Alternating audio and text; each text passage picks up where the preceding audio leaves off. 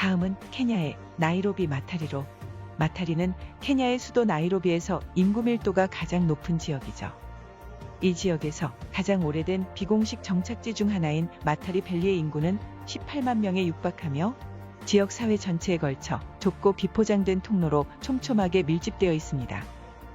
이런 열악한 환경과 높은 인구 밀도로 인해 주택 위생 문제와 깨끗한 물에 대한 접근이 제한되며 이는 심각한 건강 문제로 이어지고 있죠.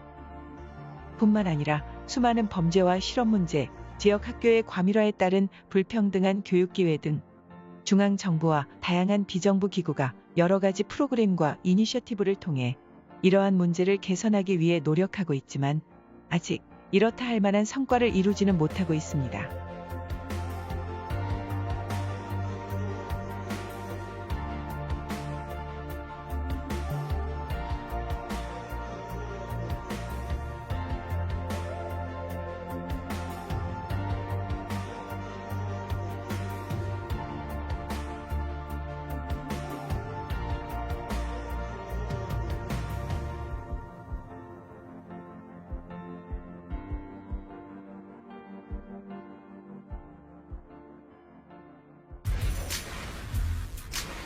(3위는) 몰디브의 말레입니다.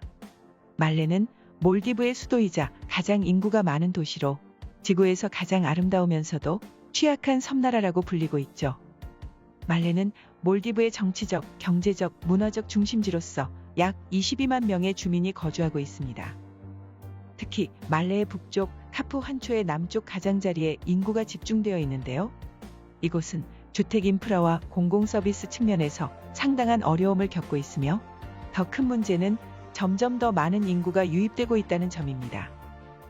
증가하는 주민을 수용하기 위해 주택을 확장하고 공공 서비스를 개선하기 위한 노력이 이루어지고 있으며 그중 야심차게 추진한 사업이 인공섬인 훌로말레의 개발이었죠.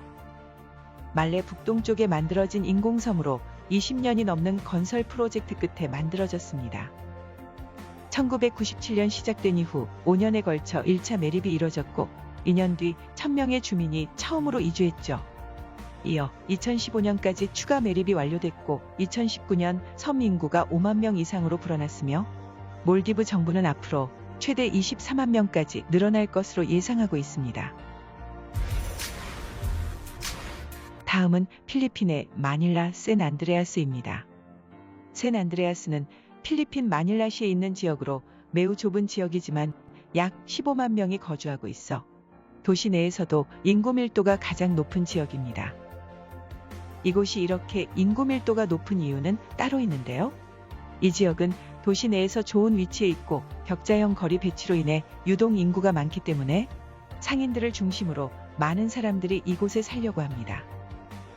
특히 지프니나 세발 자전거를 비롯한 여러 형태의 교통수단을 운영하는 것이 이곳 주민들의 생활수단인 관계로 거리 곳곳에는 불법 주차된 지프니 등으로 인해 거리의 혼잡도는 더욱더 높아지는데요.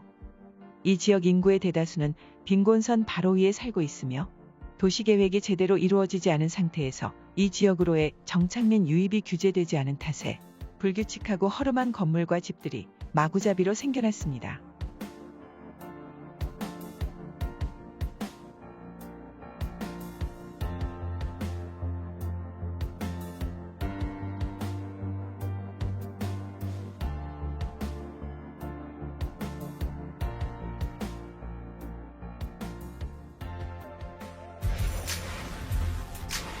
(1위는) 방글라데시의 랄바그타나로.